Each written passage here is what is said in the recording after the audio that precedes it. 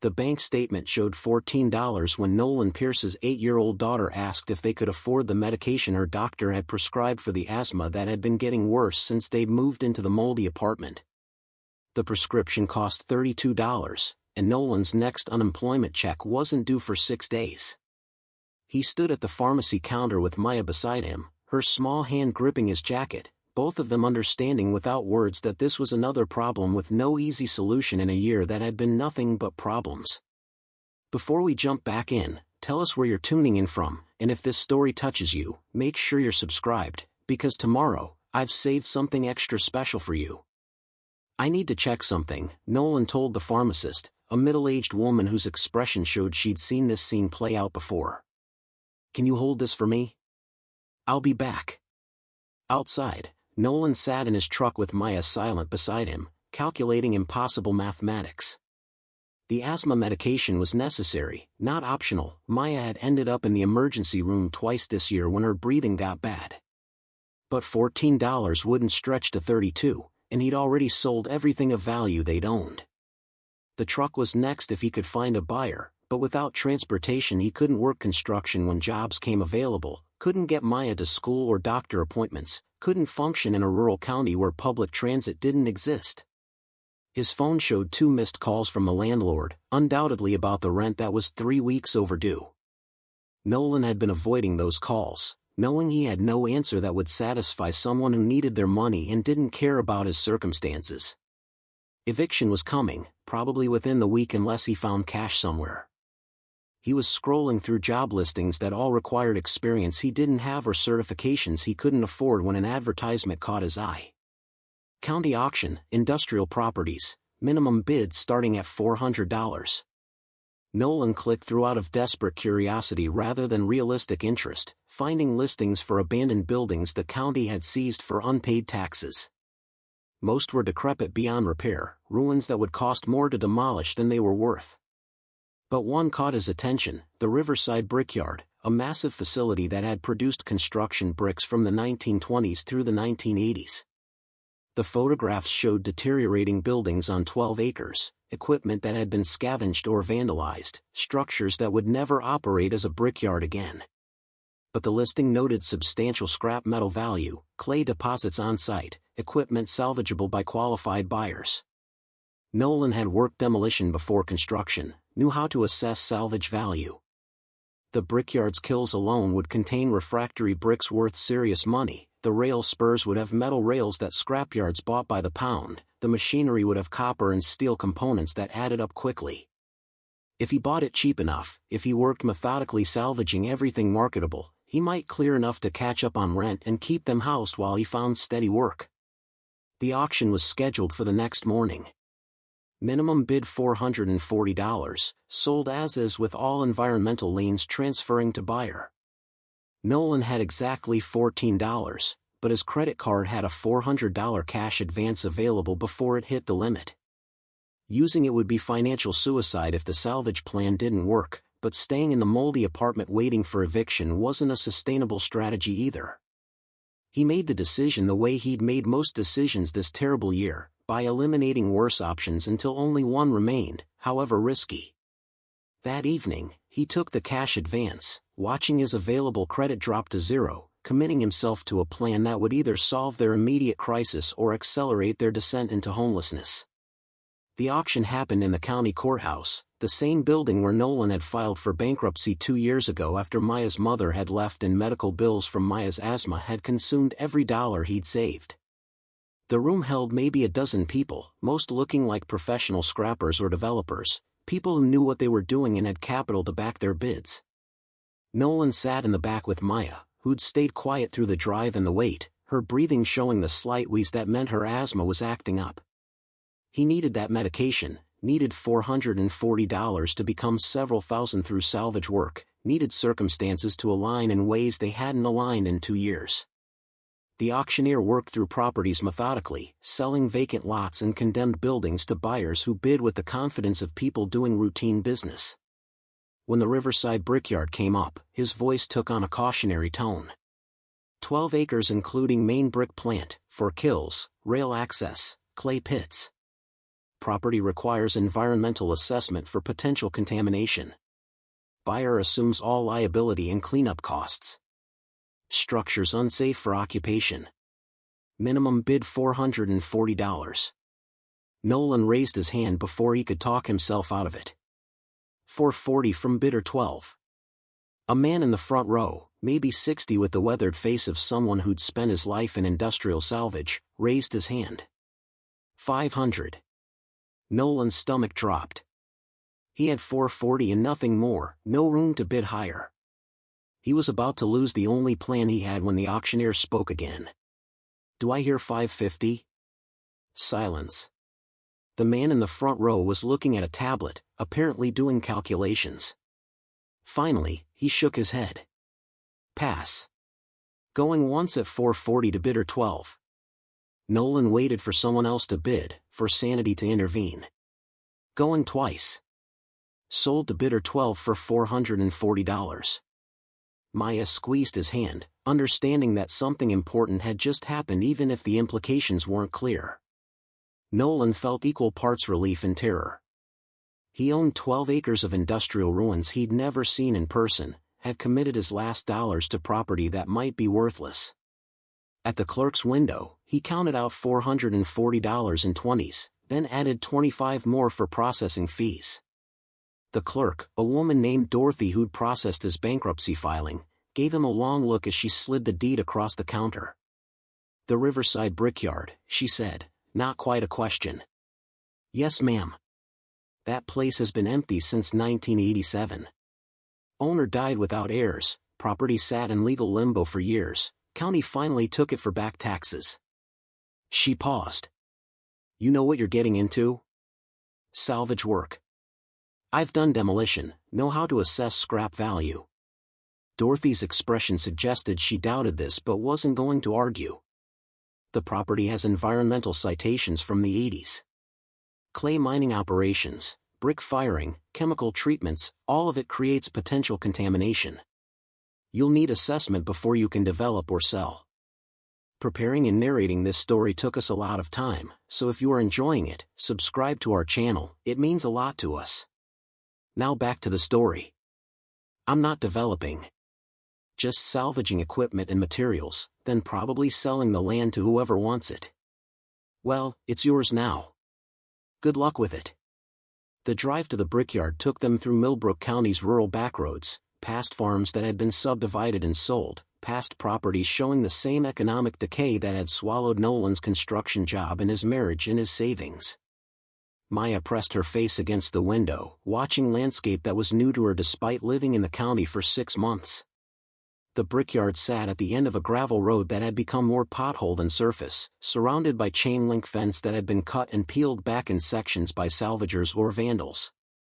Nolan drove through the gap in the fence, his truck bouncing over rough ground, approaching buildings that looked like monuments to an industrial era the modern world had abandoned. The main brick plant was a massive structure, maybe 3 stories tall and 200 feet long, with a sawtooth roof designed to let in natural light. Beside it stood 4 beehive kilns, enormous brick structures where clay had been fired at temperatures high enough to create the dense bricks that had built half the buildings in 3 counties. Rail spurs ran to loading areas where bricks had once been stacked for shipment, the tracks rusted but still intact, potentially valuable to scrapyards that bought old rail metal.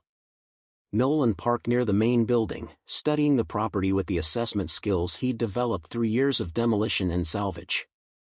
The kilns alone would contain thousands of refractory bricks worth $2 to $3 each if he could remove them carefully. The plant machinery, conveyors and presses and mixers, would have motors and metal components that added up to substantial scrap value. The rail spurs represented several thousand pounds of steel. If he worked smart, if he separated materials properly and found the right buyers, he might clear $8,000 to $10,000. Enough to catch up on rent, pay for Maya's medication, buy groceries, maybe even cover the truck's inspection that was overdue. Not wealth, but breathing room, time to find steady work instead of scrambling from crisis to crisis. It's really big, Maya said, her voice carrying both awe and uncertainty. It is. Probably too big for us to salvage all of it.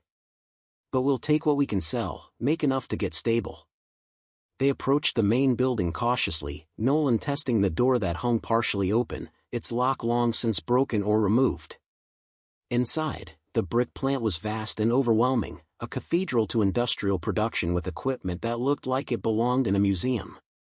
Conveyor systems ran the length of the building, clay mixers stood silent in rows, brick presses waited for raw material that would never come.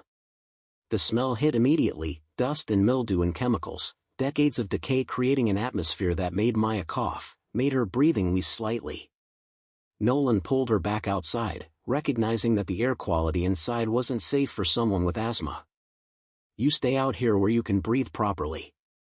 I'll go in and assess what we're dealing with."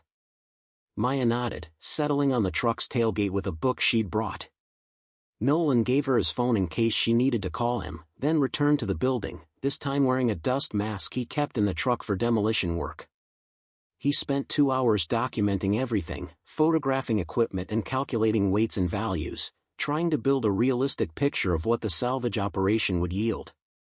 The numbers looked promising if he could do the work himself, if he could find buyers for specialized materials like refractory brick, if nothing unexpected destroyed his careful calculations. Around noon, he decided to check the kills, the massive brick structures that represented the highest value salvage. The kills stood separately from the main plant, their beehive shapes distinctive against the sky. Nolan approached the nearest one, finding its iron door hanging open, its interior dark and imposing. The kiln's inside was circular, maybe 20 feet in diameter, with walls built from refractory bricks designed to withstand extreme heat. Nolan's headlamp illuminated dust motes dancing in the air, showed the careful bricklaying that had created this structure in the 1920s. The refractory bricks alone in this one kiln would be worth $4,000 to $5,000 if he could remove them without damage. He was examining the brickwork, assessing how difficult removal would be, when his light caught something unexpected. The kiln's floor was dirt, normal for structures built a century ago, but in the center was a section that looked disturbed, less settled than the surrounding earth. Nolan knelt, touching the soil, finding it softer, more recently moved than dirt that had sat undisturbed for decades. Curious, he used a small folding shovel from his demolition kit to probe the soft area. 6 inches down, he hit metal. Not brick, not equipment, but a smooth metal surface that suggested something had been buried deliberately. Nolan dug carefully, uncovering what appeared to be a metal hatch or door set into the ground, approximately 3 feet square. It had a recessed ring pull, the kind designed to lift a heavy cover. The metal showed patina but not deep rust, suggesting it had been installed or maintained more recently than the kiln's 1920s construction. He pulled on the ring, feeling the hatch resist, then give way as soil and corrosion broke free. The cover lifted to reveal a shaft descending maybe 10 feet, with metal rungs forming a ladder. At the bottom, Nolan's headlamp beam showed what appeared to be a larger space, a room or chamber beneath the kiln floor. He called Maya on his phone.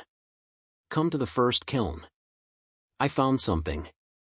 When she arrived, breathing slightly labored from the walk, Nolan showed her the hatch. "There's a room underneath. I'm going to climb down and see what's there. You stay up here and if anything happens, if I don't come back up in 10 minutes, you call 911. Understand?" Maya's eyes were wide but she nodded, taking the phone with the kind of seriousness she'd learned from being a kid whose father sometimes had to deal with situations that required backup plans. Nolan descended the ladder carefully, testing each rung before trusting his weight to it. The shaft was tight, claustrophobic, smelling of earth and age. At the bottom, his feet found solid floor, and as he stepped away from the ladder his headlamp revealed a chamber that made his breath catch. The room was approximately 15 feet square, brick-walled and surprisingly dry despite being 10 feet underground. Metal shelving lined 3 walls, and on those shelves sat dozens of wooden crates, each one stenciled with dates and numbers that suggested careful inventory management. But what stopped Nolan's heart was what sat in the center of the room. A massive iron safe, maybe 6 feet tall and 4 feet wide, sitting on a brick foundation that had been built specifically to support its weight. The safe was ornate, old-fashioned, the kind made when security meant physical mass rather than electronic locks. A brass plate on its front read Riverside Brickworks, Office of the Master Mason. Nolan stood staring, his mind trying to process what he was seeing. Someone had built this chamber beneath the kiln, had installed a safe and filled shelves with crates, had created a hidden space that had remained concealed for decades. The owner who'd died without heirs, who'd let the brickyard sit in legal limbo, had apparently left behind more than just industrial equipment. He examined the crates on the shelves, finding them sealed but not locked. The first one he opened contained documents, ledgers and contracts and business records from the Riverside Brickworks dating back to the 1920s. The second held what appeared to be personal papers, letters and photographs and family records. The third crate made Nolan's hands start shaking. It contained bundles of cash, old bills bound with paper bands, stacked in neat rows that filled the entire crate. He pulled out one bundle, finding 50 $100 bills held together with a band that read Riverside Brickworks Operating Fund, 1985. He opened another crate. More cash, more bundles, years of operating funds apparently converted to physical currency and stored in this hidden chamber. Nolan counted crates, his heart hammering, his mind struggling with mathematics that seemed impossible. 8 crates of similar size, each appearing to hold similar amounts. He climbed back up the ladder, emerging into daylight that seemed too bright, too normal for what he'd just discovered. Maya watched him with concern, reading something in his expression. "Dad? What's down there?" Nolan sat heavily on the ground, his legs suddenly unsteady. "Money. A lot of money. More than I can really process right now." "Like how much?" "I don't know yet. But enough to change everything." He spent the next hour bringing up crates, documenting what he found, trying to understand what he'd stumbled into. The wooden boxes weren't heavy individually, but together they represented weight and significance that went far beyond their physical mass. By the time he'd brought up all 8 cash crates and several containing documents, Nolan had counted enough to know he was looking at several $100,000, possibly more. The latest bills were dated 1987, the year the brickyard had apparently closed. Someone, presumably the owner who'd died without heirs, had been systematically converting business assets to cash and storing them in this underground chamber. The documents suggested why: a bitter legal battle with the county over water rights and environmental citations, disputes that had consumed the owner's final years and had left him distrustful of banks and government institutions.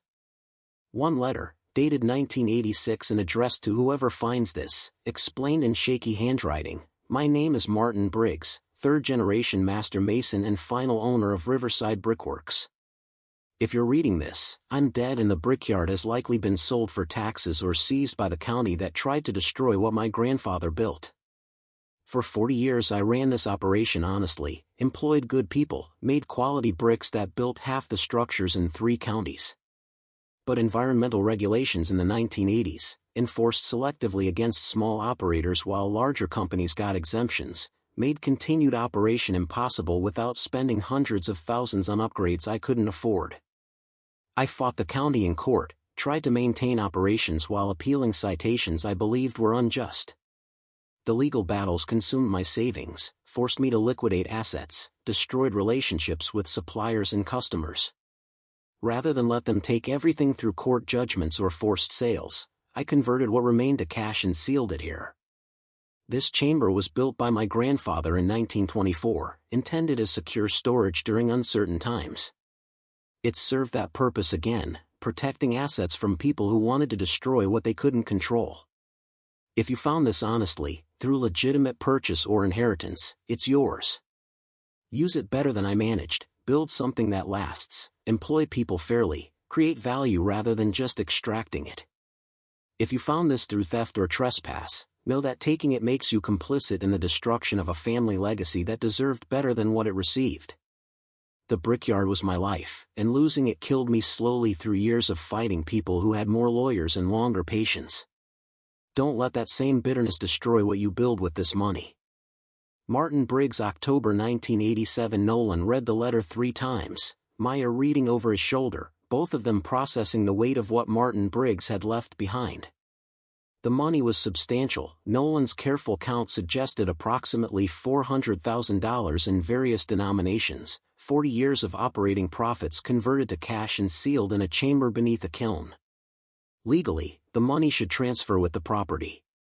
Nolan had purchased the Brickyard through legitimate county auction, had the deed proving ownership. Whatever was on the property, including hidden chambers and their contents, belonged to him unless specifically excluded from the sale. The auction listing had mentioned nothing about underground chambers or stored assets.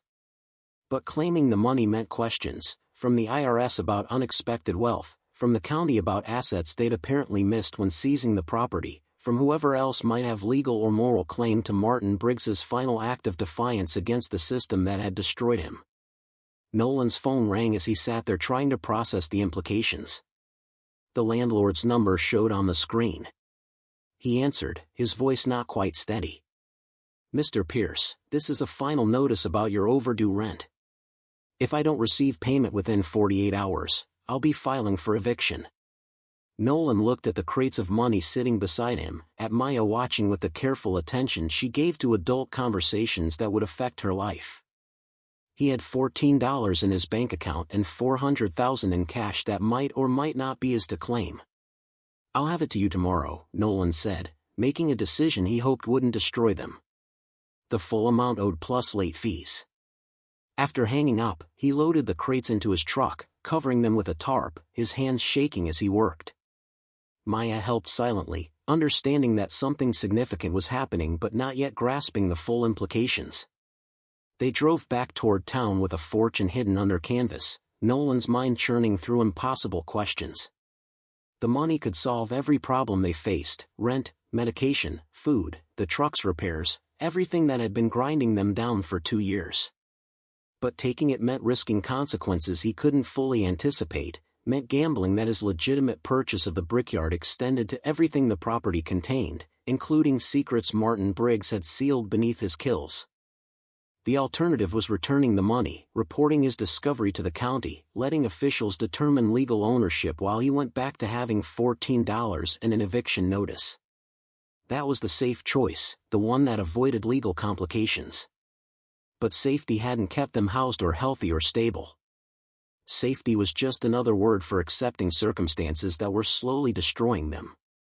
That evening, after Maya was asleep in their moldy apartment, Nolan sat at the kitchen table researching abandoned property law and asset transfer regulations.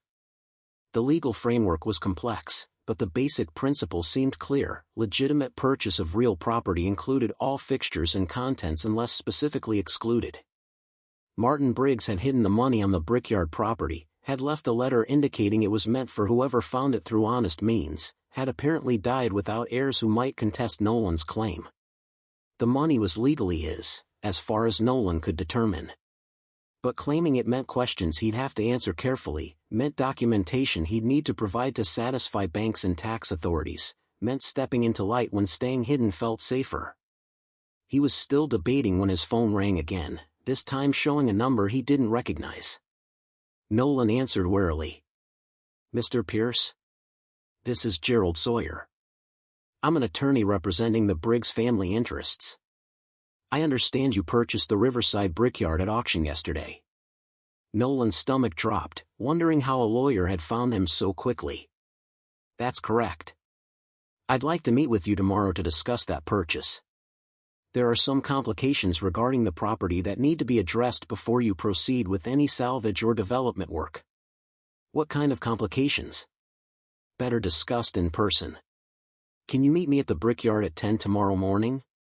After agreeing to the meeting, Nolan sat in the dark apartment trying to figure out who the Briggs family interests were if Martin had died without heirs, and what claim they might have to property that had been legally sold through county auction. The money hidden beneath the kiln felt suddenly less like salvation and more like the beginning of a fight he didn't have resources to win. The next morning, Nolan left Maya with their neighbor Mrs. Rodriguez, a retired nurse who'd been kind about watching her when Nolan couldn't afford childcare, then drove to the Brickyard with equal parts dread and determination. Gerald Sawyer was already there when Nolan arrived, a man in his 60s wearing work clothes that suggested he understood industrial properties, standing beside a newer truck that marked him as someone with resources Nolan lacked. Mr. Pierce, Sawyer said, extending his hand. Thank you for meeting me. They shook, Nolan trying to read the lawyer's expression for clues about what was coming. Sawyer gestured toward the Brickyard buildings. Martin Briggs was my uncle. My mother's brother, never married, no children of his own. When he died in 1988, his estate was supposed to go to my mother, but the legal situation was complicated by ongoing disputes with the county. Those disputes dragged on for years. Eventually the property was seized for unpaid taxes, and by the time that was resolved my mother had passed away too. So you're his heir? I am, though I never pursued any claim to the Brickyard. The property was too contaminated, too expensive to remediate, too tangled in legal complications to be worth fighting for. Sawyer paused. But I was aware that my uncle had been converting assets before his death, and I've always suspected he'd hidden something on the property that the county never found. Nolan felt his face flush, wondering if Sawyer somehow knew about the chamber beneath the kiln. Why are you telling me this? Because if you found what I think you found, we need to discuss ownership before you do anything that creates legal complications for both of us. Sawyer met Nolan's eyes directly. Did you find a chamber beneath one of the kilns? Metal safe, crates of cash, letter from my uncle explaining what he'd done. There was no point lying to someone who clearly already knew. Yes. How much was there? I haven't counted exactly, but approximately $400,000. Sawyer nodded, as if this confirmed estimates he'd already made. My uncle spent the last 3 years of his life fighting the county over regulations he believed were designed to destroy small operators while protecting larger companies with better lawyers. He lost that fight, lost the Brickyard, lost his health.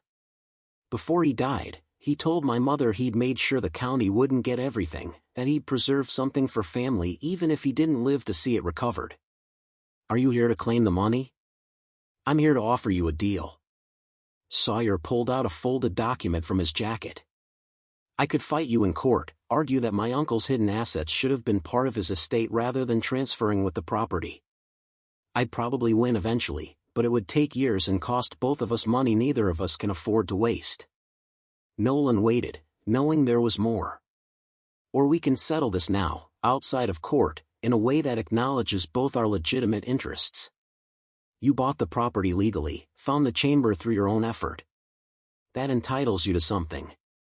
I'm Martin Briggs's legal heir, which gives me a claim to his assets even if they were hidden.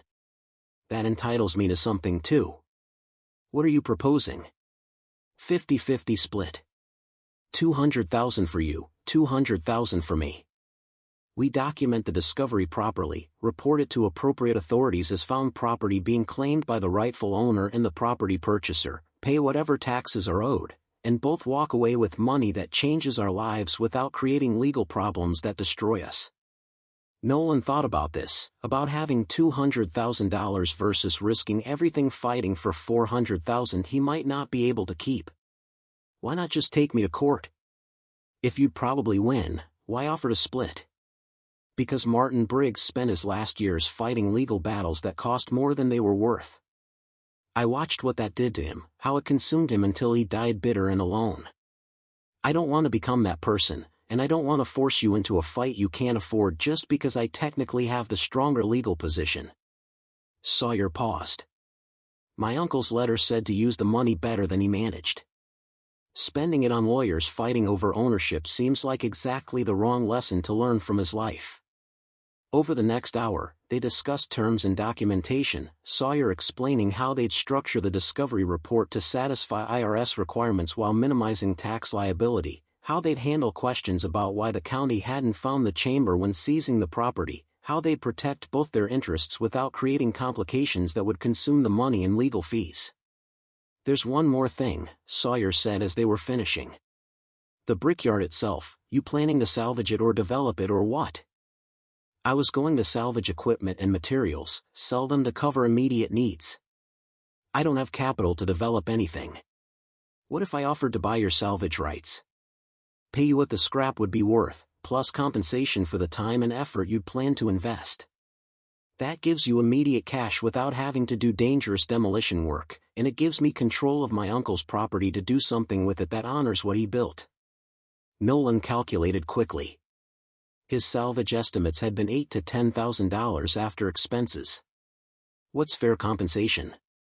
$15,000 for the salvage rights, plus the $200,000 from the cash discovery. That's enough to get you stable while you find steady work, and it lets me transform this place into something other than ruins. They agreed to the terms, Sawyer drawing up documents that afternoon with a precision that suggested he'd been preparing for this conversation since learning about Nolan's purchase. The money would be split, taxes paid, salvage rights transferred, everything documented in ways that would satisfy legal and financial authorities. 3 days later, Nolan deposited a check for $215,000, watching his bank balance transform from $14 to an amount that seemed almost fictional. He paid the overdue rent, bought Maya's medication, got the truck fixed, purchased groceries that weren't the cheapest available, and for the first time in 2 years went to sleep not calculating how many days until the next financial crisis. But he couldn't stop thinking about Martin Briggs, about a man who'd spent his final years fighting battles he couldn't win, who'd died alone having converted his life's work to cash and sealed it beneath a kiln in defiance of forces that had destroyed him. The Brickyard had been Martin's legacy, and he'd died believing it would be seized and scattered, sold for taxes to people who'd never appreciate what it represented. Gerald Sawyer called a week later with an unexpected proposal. "I've been thinking about what to do with the Brickyard. Martin spent 40 years making quality bricks, employing good people, building something that mattered. I want to honor that, but I'm not a brickmaker and the economics of small-scale brick production don't work anymore. So what are you thinking? A memorial and educational facility. Preserve the Kills and main building, document the history of brickmaking in the region, create a space that tells Martin's story and teaches traditional masonry techniques. It would cost substantial money, but I've got my share of the cash discovery plus other resources. I'm willing to invest in it if you're willing to help." "Help how?" "I don't know anything about brickmaking or running educational facilities. But you know demolition and salvage, you understand old industrial buildings, you can help figure out what's worth preserving versus what needs to be replaced. I'd pay you fairly for consulting work, and if you're interested, there'd be a job managing the facility once it's operational." The project consumed the next year, Nolan working with architects and historians and preservation specialists to transform the Riverside Brickyard from industrial ruin to functioning memorial. They stabilized the kills, restored sections of the main building, created interpretive displays that told Martin Briggs's story alongside the broader history of brickmaking in rural America. Maya's asthma improved once they moved out of the moldy apartment into a modest house Nolan could afford with his savings and steady income from the Brickyard project. She started volunteering at the memorial on weekends, learning about traditional masonry, developing an interest in historic preservation that surprised both of them. The Riverside Brickworks Memorial opened 2 years after Nolan had bought the property for $440 at county auction, the ceremony drawing people from across the region, former employees who'd worked under Martin Briggs, masonry experts interested in traditional techniques, local residents curious about a facility that honored industrial heritage most people had forgotten. Gerald Sawyer spoke about his uncle with obvious affection mixed with sadness for how Martin's life had ended. He died believing everything he'd built would be destroyed, that his life's work would be scattered and forgotten. But because someone bought this property desperately needing salvage income, because that person found what Martin had hidden and chose to handle it honestly rather than just taking what he needed, my uncle's legacy survived. The Brickyard still stands, still teaches, still honors the craft Martin dedicated his life to perfecting. Nolan stood with Maya watching the ceremony, thinking about the chain of circumstances that had brought them here. $14 in the bank, an asthma prescription he couldn't afford, a desperate bid on property nobody else wanted, a hatch hidden beneath a kiln floor. Any one of those circumstances different and they'd still be struggling, still scrambling from crisis to crisis, still one unexpected expense away from disaster. Instead they had stability, had purpose, had the knowledge that sometimes desperate gambles made by broken people led to places nobody could have anticipated. The money Martin Briggs had hidden had saved Nolan and Maya from immediate catastrophe, but the real gift was the brickyard itself and what it represented, the understanding that some things were worth preserving even when the economics didn't justify it, that heritage mattered beyond profit, that buildings and skills and ways of working deserved respect even after they'd become obsolete. 5 years after buying the brickyard, Nolan managed the memorial full-time, giving tours and maintaining the facility and teaching basic masonry to students who came seeking to learn traditional techniques. Maya, now 13, had developed real skill in brickwork, could lay a wall with the precision that would have made Martin Briggs proud, talked about studying historic preservation in college. The memorial had become something larger than just one man's story, had expanded to document brickmaking throughout the region, had created partnerships with trade schools teaching traditional masonry, had established apprenticeship programs that kept endangered skills alive. Gerald Sawyer had invested far more than his share of the cash discovery, had poured resources into creating something that honored his uncle while serving present needs. On a warm evening in late spring, as golden light painted the old kilns in shades of amber and rose, Nolan walked through the memorial thinking about the journey that had brought him here. The desperation that had made $440 seem like a gamble worth taking, the hidden chamber that had held Martin Briggs's final act of defiance, the choice to handle the discovery honestly rather than just taking what he needed and disappearing. Any of those decisions different and he'd be somewhere else, probably still struggling, still fighting to keep Maya housed and healthy and stable. Instead they'd found security through a combination of luck and choice, through desperation meeting opportunity in ways that created possibilities nobody could have predicted. Gerald Sawyer joined him, both of them looking at the facility they'd built from industrial ruins. Martin would have loved this, Gerald said quietly. Not the memorial aspect necessarily, but seeing the kilns preserved, seeing people learning traditional masonry, seeing the craft honored instead of just abandoned when it stopped being profitable. He left it all behind so someone could find it. That took faith I'm not sure I'd have in the same circumstances. He was bitter at the end, angry about what the county had done, resentful about regulations he believed were selectively enforced. But underneath that anger was love for the craft, pride in what he'd built, hope that someone would appreciate it even if he didn't live to see it. Gerald paused. You finding his chamber, you handling it honestly, that validated his faith. Showed him that hiding the money rather than letting the county take it was the right choice. Maya appeared with a group of students she'd been teaching basic brickwork, her hands dusty from the clay, her face showing concentration that meant she was working through something technical. She'd grown into this work naturally, had found purpose in preserving skills most kids her age had never heard of, had chosen to root herself in this place and what it represented. The memorial would stand as long as the kilns brick held, would teach traditional masonry to whoever came seeking knowledge that was disappearing from the modern world. Martin Briggs's final act of defiance had become foundation for something he'd never imagined but would have recognized, a place that honored craft over profit, that valued heritage over convenience, that preserved knowledge because preservation mattered even when economics didn't justify it.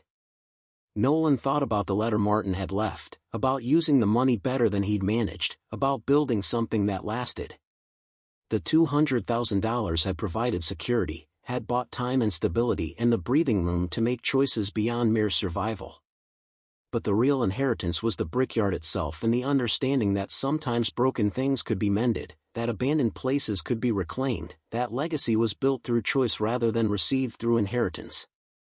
As evening deepened and the memorial's lights came on, illuminating displays that told Martin's story and the broader history of brickmaking in rural America, Nolan felt weight settle into something approaching peace.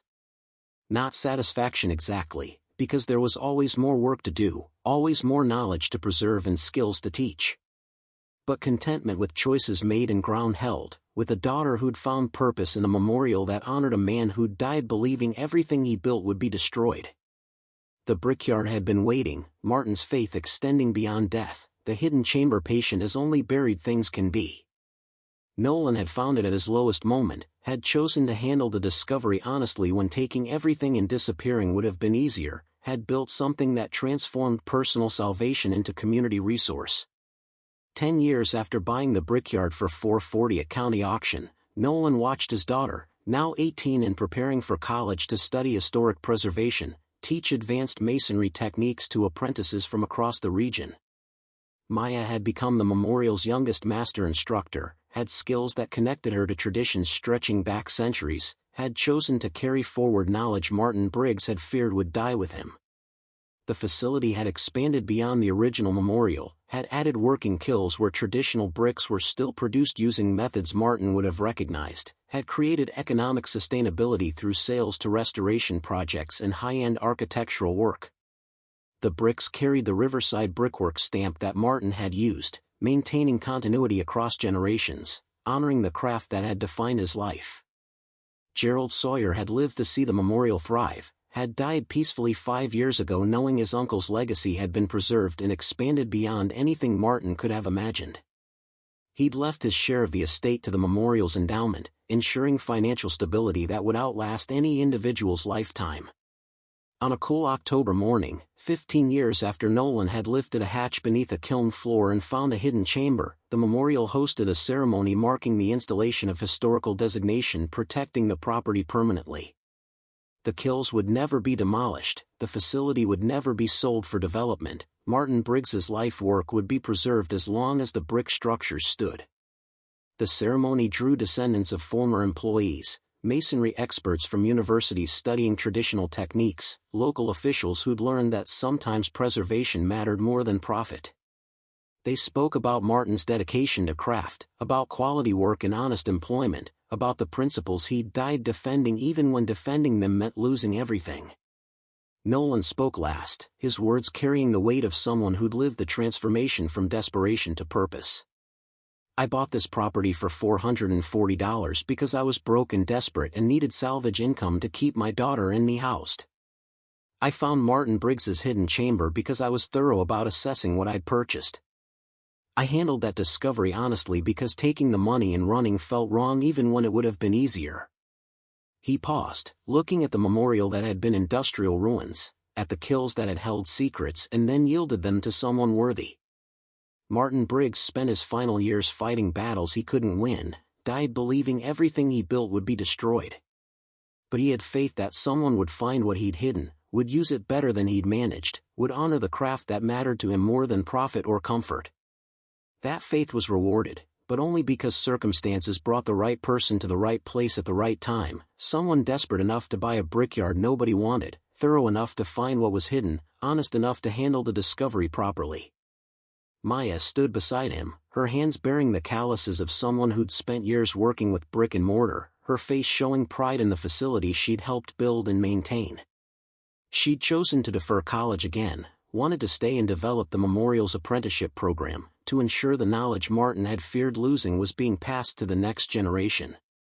After the ceremony, as people toured the facility and examined bricks being made using century-old techniques, Nolan walked alone through the memorial thinking about legacy and faith and the chain of circumstances that connected Martin Briggs's final act to his own desperate gamble 15 years earlier. The money had mattered, had provided security that allowed building something beyond survival.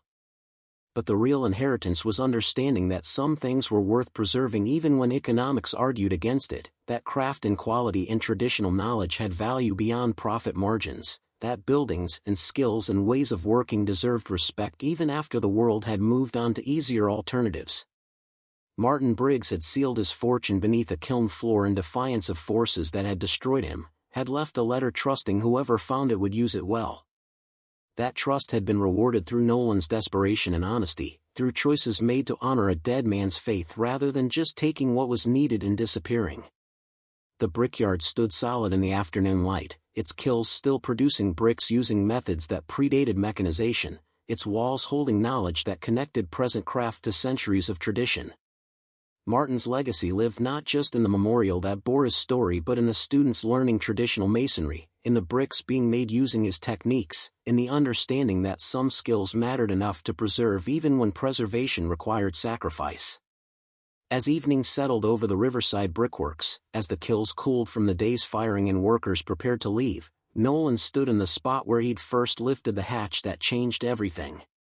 The chamber was sealed now, preserved as part of the memorial's displays, but the memory of what he'd found remained vivid, crates of cash and a letter from a dead man, trust placed in whoever was desperate and thorough and honest enough to find what had been hidden. He'd been all three, had stumbled into the right thing through a combination of need and integrity, had chosen to honor Martin's faith even when keeping everything would have been legally defensible. That choice had created the memorial, had preserved the Brickyard, had ensured Martin's craft outlived the man who'd perfected it. Maya joined him as darkness gathered, both of them quiet with their own thoughts about the 15 years since that desperate November morning.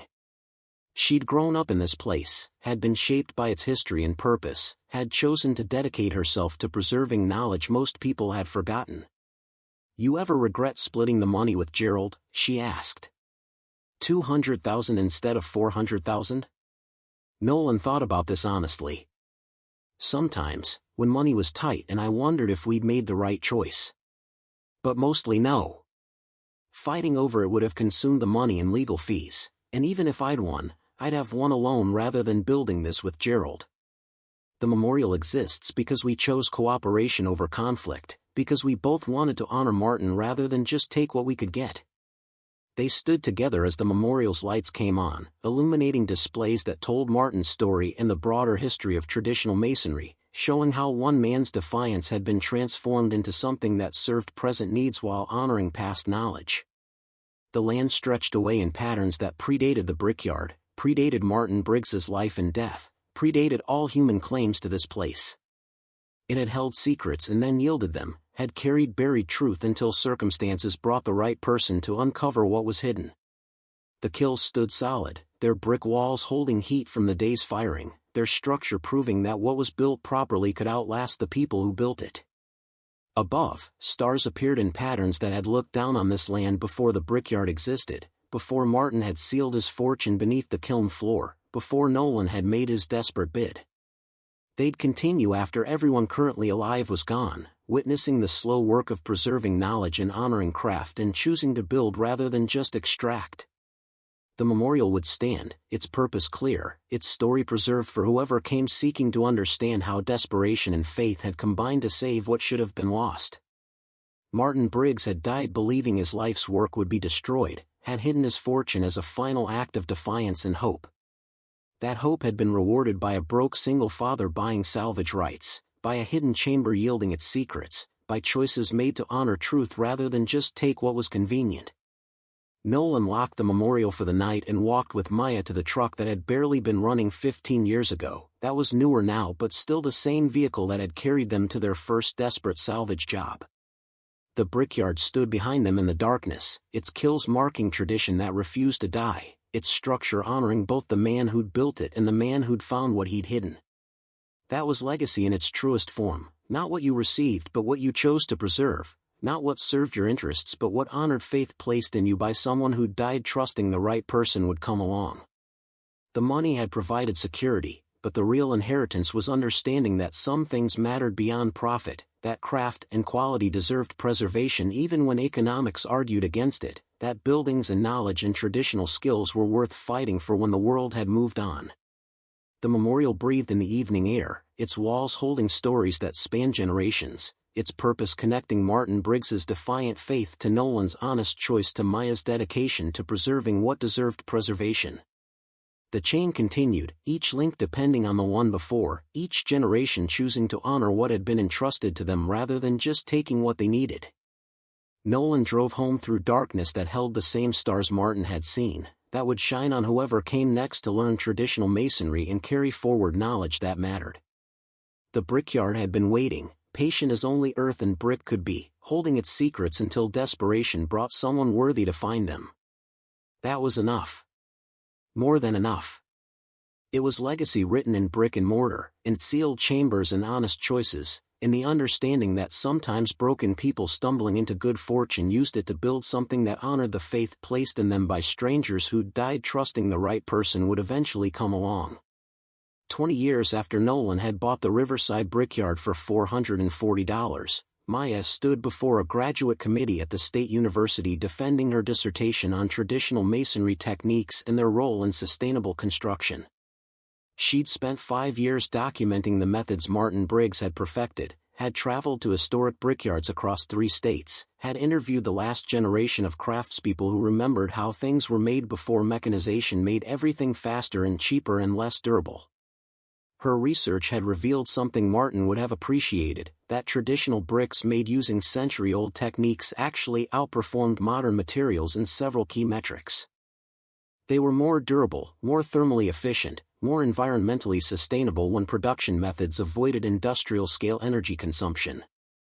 The knowledge Martin had feared losing wasn't just historical curiosity but practical information that could address modern construction challenges. The dissertation committee approved her work unanimously, several professors noting that her hands-on experience at the Riverside Memorial gave her insights theoretical researchers couldn't match. Maya had learned traditional masonry not from books but from doing the work, from spending 15 years laying brick and firing kills and teaching apprentices.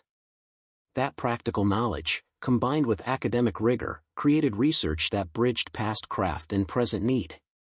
Nolan attended the defense, watching his daughter present findings that validated everything the memorial represented. She'd grown from the 8-year-old who'd stood beside him at the pharmacy counter, unable to afford asthma medication, into a scholar and craftswoman whose work was expanding understanding of why traditional techniques still mattered in the modern world.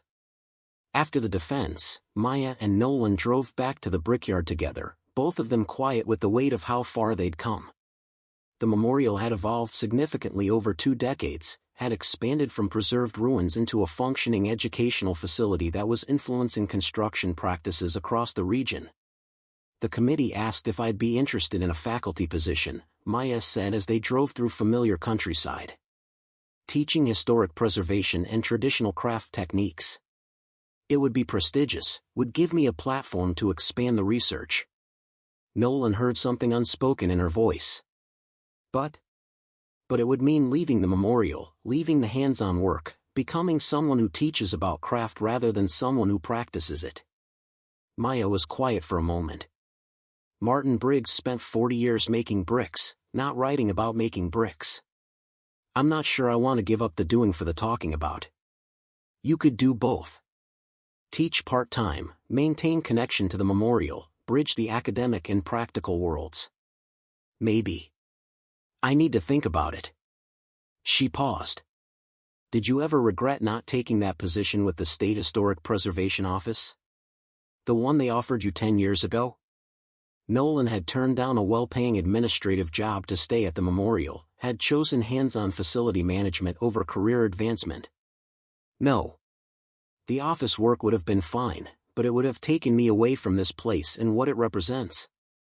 I've spent 20 years helping preserve something that mattered to Martin Briggs, watching students learn traditional masonry, seeing the memorial grow into something he'd recognize and value. That's been worth more than a bigger paycheck. They arrived at the Brickyard as evening light painted the kills in shades of gold, finding the facility busy with its usual activity, apprentices working on projects, tour groups examining displays, kills cooling from the day's firing. The memorial had become self-sustaining through a combination of educational programs, brick sales, and the endowment Gerald Sawyer had established. But something new had been added to the landscape. A second memorial, smaller and more recent, dedicated to Nolan himself. The board had commissioned it over his protests, wanting to acknowledge that the Riverside Brickworks Memorial existed because a desperate man had made honest choices when dishonest ones would have been easier. The plaque read, Nolan Pierce discovered Martin Briggs's hidden legacy in 2005 and chose to honor it rather than just claim it. His integrity transformed one man's defiant act into a community resource that has preserved traditional masonry knowledge and employed hundreds of craftspeople over 2 decades. The Brickyard lives because he valued truth over convenience and legacy over profit. Nolan still felt uncomfortable with the recognition, felt he'd simply done what was right when circumstances forced a choice. But Maya insisted the memorial was important, that acknowledging honest behavior in a world that often rewarded shortcuts was part of the facility's educational mission. A week after Maya's dissertation defense, she received an unexpected phone call.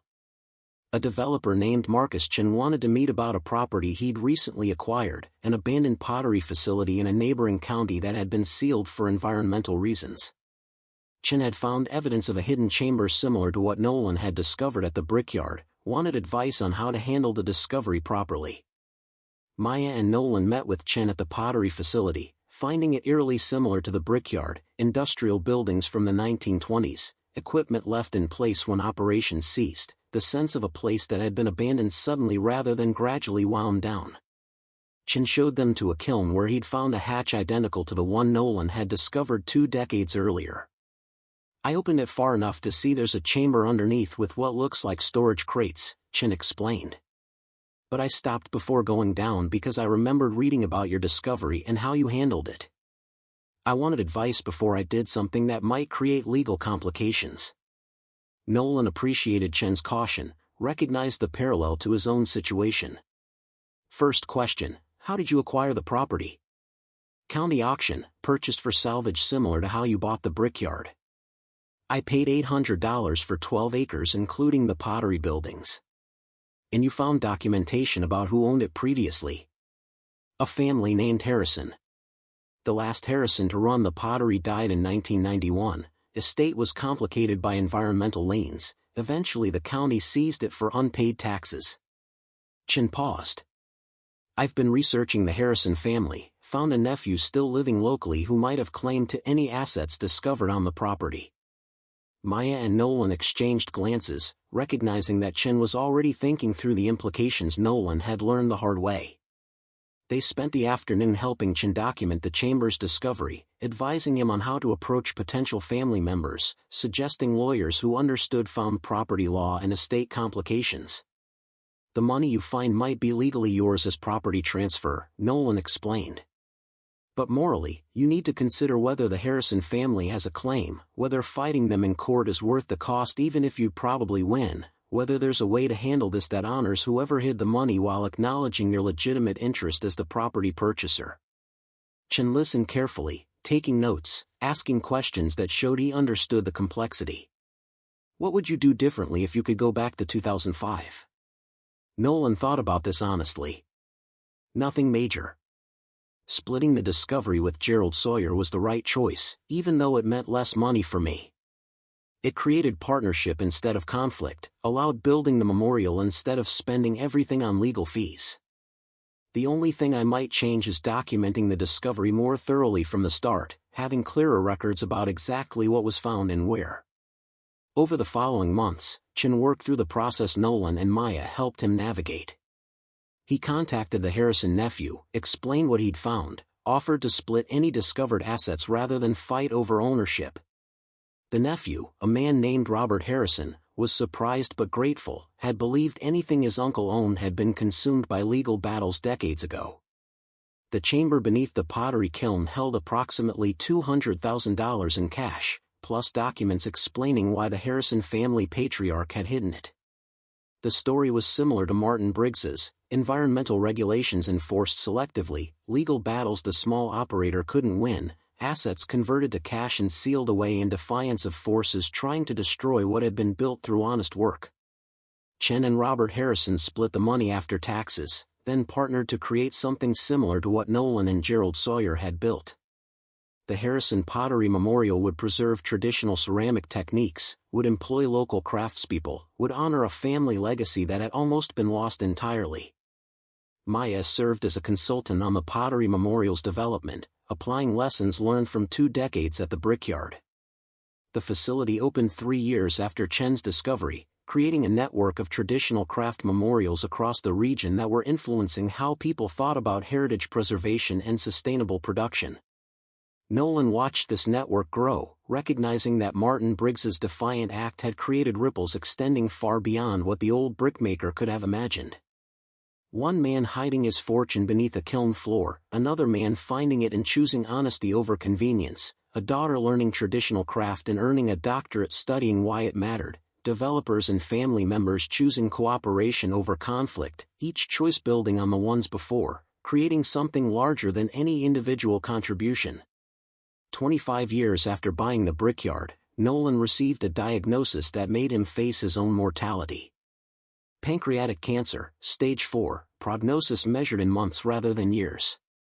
He'd lived long enough to see the memorial thrive, to watch Maya become a master craftswoman and scholar, to help others navigate discoveries similar to his own. The time remaining would be for closure, for ensuring the memorial would continue after he was gone. Maya took leave from the part-time faculty position she'd accepted, came home to help Nolan prepare for what was coming. They spent long afternoons at the Brickyard, walking through the facility he'd helped build, talking about memories and choices and the strange chain of circumstances that had brought them here. "I think about that morning at the pharmacy a lot," Nolan said during one of these walks. "Having $14, unable to afford your medication, desperate enough to spend everything on a county auction because I couldn't see any other option. Any of that different and we'd have missed this entirely." "But you made the choice that mattered," Maya said. "When you found the chamber, when you could have just taken everything and disappeared, you chose to handle it honestly. That's what created all of this. I chose not to do the wrong thing. That's different from actively choosing the right thing. Is it? You had every reason to take the money and run. We were desperate, we needed it, you'd purchased the property legally so technically anything you found was yours. But you recognized that Gerald Sawyer had a legitimate moral claim, that splitting it was fairer than fighting over it. That was active choice, not just avoiding wrong." Nolan thought about this distinction, about the space between not doing wrong and actively doing right. Martin Briggs left a letter trusting whoever found his money would use it better than he managed. "I tried to honor that trust, even when it cost me money I desperately needed. That felt important in ways I couldn't articulate then and still struggle to explain. You honored a dead man's faith. You built something that preserved his legacy instead of just taking his money. You employed people, taught traditional craft, created a facility that's influenced how entire regions think about heritage preservation." Maya paused. "That's using it better than he managed. That's exactly what he asked for." As Nolan's health declined through the fall, the memorial held a series of events celebrating his life and acknowledging his contribution to preserving traditional masonry. Former students came to speak about what they'd learned, craftspeople whose lives had been changed by employment at the facility, community members who'd watched the Brickyard transform from ruins to thriving educational center. The stories revealed impacts Nolan hadn't fully recognized. A man who'd learned masonry at the memorial and had used those skills to start a successful restoration business. A woman who'd been homeless when she'd enrolled in the apprenticeship program, who now ran her own brick-making operation employing others who needed second chances. Families who'd found stability through jobs at the facility, students who'd discovered purpose through learning traditional craft. "You didn't just preserve Martin Briggs's legacy," one former apprentice said during the celebration. "You created opportunities for people like me who needed skills and purpose and the kind of work that meant something beyond just a paycheck. This place taught me that craft matters, that quality work has value, that traditional knowledge is worth preserving even when the world says it's obsolete." Nolan listened to these stories from a wheelchair, his body failing but his mind still sharp, processing the weight of what had grown from his desperate $440 gamble. He thought he was buying salvage rights, had found instead a hidden chamber that changed everything, had chosen to honor a stranger's trust rather than just take what he needed. That choice had created employment for hundreds of people over 25 years, had preserved knowledge that would have died with Martin Briggs's generation, had influenced construction practices across the region, had spawned similar memorials that were forming a network of traditional craft preservation. One man's honest choice, rippling across decades, creating value that couldn't be measured in dollars alone. Nolan Pierce died on a cold January morning, quietly in his sleep, 26 years after finding Martin Briggs's hidden chamber. His funeral filled the memorial's main hall, former students and employees and community members gathering to honor a man who'd stumbled into integrity and had built something meaningful from it. Maya spoke about her father with the controlled emotion of someone who'd known this day was coming but still felt its weight. "My dad bought a brickyard because we were desperate and he needed salvage income to keep us housed. He found a fortune hidden beneath a kiln floor and could have kept all of it, legally, he had the right. But he chose to split it with the family of the man who'd hidden it, chose cooperation over conflict, chose honoring a dead man's trust over maximizing his own benefit." She paused, gathering herself. That choice created this memorial, preserved Martin Briggs's legacy, employed hundreds of people, taught traditional masonry to thousands of students, influenced how entire regions think about heritage and craft preservation. My father didn't know his decision would have those impacts, he just knew taking everything felt wrong when someone else had a legitimate moral claim. He chose right over easy, and that choice shaped everything that followed. After the funeral, after Nolan had been buried in the small cemetery near the Brickyard he'd saved, Maya stood alone in the memorial thinking about legacy and faith and the weight of continuing work her father had started. She was 33 now, had her doctorate and teaching position, had skills and knowledge that connected her to traditions stretching back centuries. The memorial was hers to lead now, the responsibility both burden and privilege. The facility had evolved significantly over its 26 years, had grown from preserved ruins into something that influenced policy and practice beyond its immediate community. The traditional bricks produced at the memorial were specified for high-end restoration projects across 3 states. The apprenticeship program was recognized as a national model for craft education. The research conducted there was cited in academic papers and government reports about sustainable construction. But Maya recognized that continued success wasn't guaranteed, that each generation had to choose to preserve what deserved preservation rather than just assuming it would continue automatically. Martin Briggs had made that choice through hiding his fortune and leaving a letter trusting the right person would find it. Nolan had made it through handling the discovery honestly and building a memorial that honored Martin's craft. Maya's choice was whether to continue that work or pursue other opportunities that might be personally rewarding but wouldn't serve the memorial's mission. She thought about her father's question from years ago, whether she regretted not taking the full-time faculty position that would have given her prestige and platform but would have taken her away from hands-on craft work. The answer was clearer now than it had been then.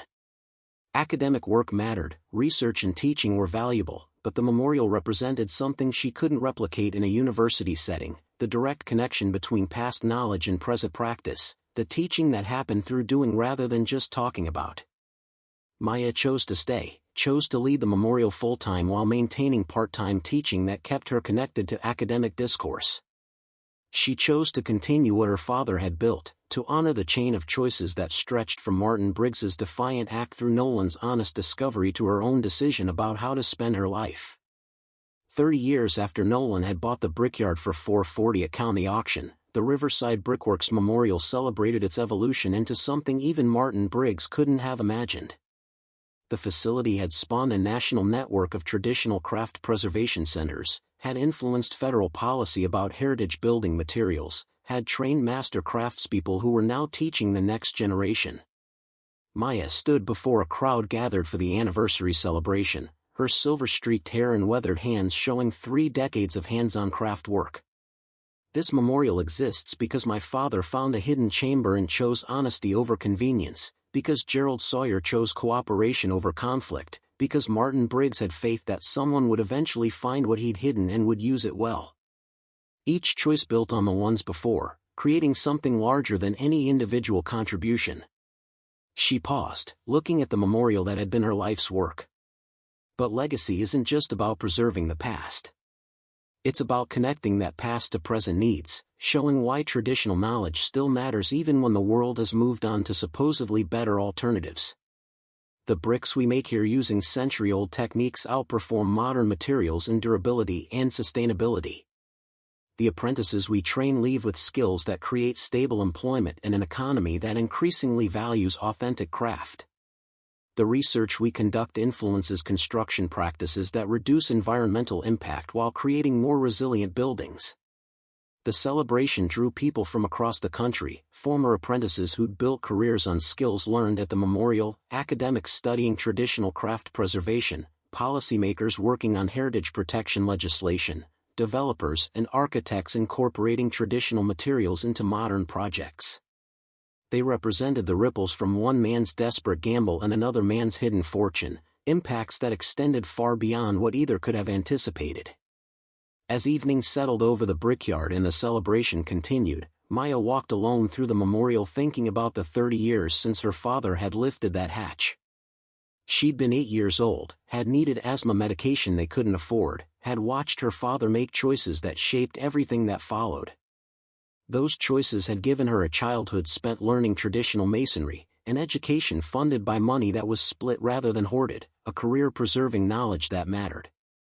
She stood in the spot where the hidden chamber had been discovered, now preserved behind protective glass as part of the memorial's displays. The hatch was visible, the shaft descending to the room where Martin Briggs had sealed his fortune and his faith. Visitors could look down into the chamber, could read Martin's letter and understand the chain of circumstances that had transformed his defiant act into a thriving memorial. Maya thought about the parallel chamber Marcus Chin had found at the pottery facility, about other discoveries waiting to happen, about desperate people who might find hidden fortunes and face choices about honesty versus convenience. The network of traditional craft memorials was creating models for how to handle such discoveries, how to balance legitimate interests while honoring the faith placed in whoever found what had been hidden. The land stretched away in patterns older than human memory, holding secrets and yielding them when the time was right, when circumstances brought worthy people to the places where truth was buried. The Brickyard had held Martin's chamber for decades, waiting patiently for someone desperate and thorough and honest enough to find it and honor what it represented. Above, stars appeared in patterns that had looked down on this land before the Brickyard existed, before Martin had hidden his fortune, before Nolan had made his gamble, before Maya had spent 3 decades preserving what they'd built. Those stars would continue after everyone currently alive was gone, witnessing the slow work of each generation choosing to honor what deserved honoring rather than just taking what was convenient. The memorial breathed in the evening air, its kilns still producing bricks using methods Martin had perfected, its walls holding knowledge that connected present craft to centuries of tradition. The structure that had been industrial ruins was now a thriving facility that employed 70 people, taught hundreds of students annually, influenced construction practices across the nation. Maya locked the memorial for the night and walked to her truck, not the one her father had driven 30 years ago, but newer while serving the same purpose of getting to and from the work that mattered. The Brickyard stood behind her in the darkness, its lights marking continuation that stretched from Martin's defiance through Nolan's integrity to her own choice to preserve rather than just inherit. That was legacy in its truest form, not what you received but what you chose to build, not what served your immediate interests but what honored the faith placed in you by people who died trusting the right person would come along. The money had provided foundation, but the real inheritance was understanding that some things mattered beyond profit, that craft and quality deserved preservation even when economics argued against it, that traditional knowledge was worth fighting for when the world insisted it was obsolete. The memorial would stand as long as its brick walls held, would tell its story to whoever came seeking to understand how desperation and faith and honest choices had combined to preserve what should have been lost. Martin Briggs had sealed his fortune beneath a kiln floor trusting someone would find it. Nolan Pierce had found it and chosen to honor that trust. Maya Pierce was carrying forward what they'd started, ensuring the chain continued, that each generation chose preservation over convenience. The land remembered everything, the bricks fired and kilns built a century ago, the fortune hidden in defiance of forces that couldn't be defeated, the discovery made by a desperate man who chose right over easy, the decades of work that transformed one man's hidden legacy into a resource that served thousands. It would remember whatever came next, whoever inherited the responsibility of continuing work that mattered. As Maya drove home through darkness held the same stars Martin and Nolan had seen, she felt the weight of continuation settle into something approaching peace. Not completion, because the work would never be complete, but satisfaction with choices made and ground held. Her father had honored Martin's faith, and she was honoring her father's integrity, and someday someone else would inherit that responsibility and choose whether to continue or let it all fade away. The memorial stood waiting, patient as only earth and brick could be, holding stories that mattered and knowledge worth preserving. The chain stretched across generations, each link depending on the one before, each person choosing to honor what had been entrusted to them rather than just taking what they needed. That was enough. More than enough. It was legacy written in brick and mortar, in hidden chambers and honest choices, in the understanding that sometimes broken people stumbling into good fortune used it to build something that honored the faith placed in them by strangers who died trusting the right person would eventually come along. The Brickyard breathed in the night air, alive with purpose that transcended any individual lifetime, serving needs that connected past wisdom to present challenges. Martin's defiance, Nolan's integrity, Maya's dedication, each contribution building on the ones before, creating something that would outlast them all if future generations chose to preserve what deserved preservation. the land held its memories and its secrets, yielding both when the time was right, when circumstances aligned to bring worthy people to the places where truth was buried. The memorial stood as proof that buried things eventually surfaced, that silence eventually broke, that the ground remembered everything and gave up its treasures when someone desperate and thorough and honest enough came looking. Up next, you've got 2 more standout stories right on your screen. If this one hit the mark, you won't want to pass these up. Just click and check them out. And don't forget to subscribe and turn on the notification bell so you don't miss any upload from us.